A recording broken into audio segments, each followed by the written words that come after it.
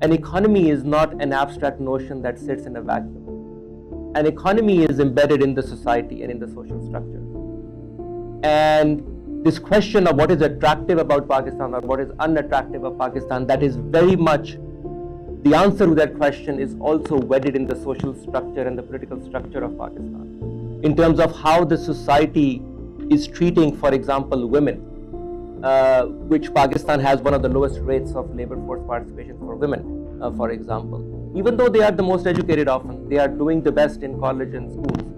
But after that, they don't get to the positions of power. They're not given, and again, there is that missing link that you have women who are doing very well, but you don't see them at the top. You don't see them in positions of power. You don't see them because they're not allowed to for various reasons. They're not given the respect, the very simple thing that is needed to be able to work properly.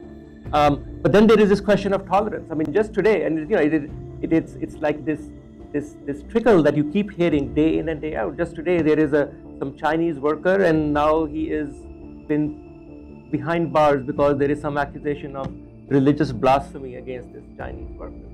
I mean, you can say it is our belief, but you cannot function as a society with these kind of attitudes. That's the reality, and these are the harsh questions that the society and the people in power need to ask themselves. Can you go on like that? Can you go on having a society that is so intolerant towards alternative views, towards women? Can you really afford to have those attitudes and yet somehow undergo that structural transformation that we are talking about? Is there a way forward for Pakistan? In my mind, the answer is a simple no. And if you don't understand, if there is not that realization, I have had sometimes kind of conversations with people where they say, okay, yeah, we can do X, Y, Z, we can change tax policy, but please don't touch these issues, because there's nothing we can do about women and there's nothing we can do about intolerance. Whatever.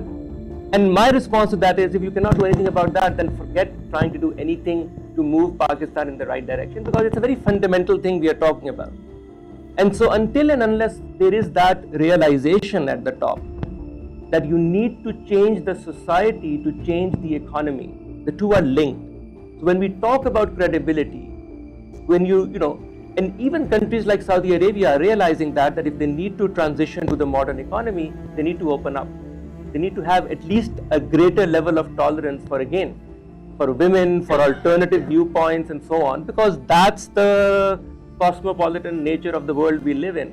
Princeton will not be able to survive if it starts saying, you can come here, but you must ascribe to this particular philosophy before you can enter my classroom. That's no way to run a university. It's also no way to run a modern country.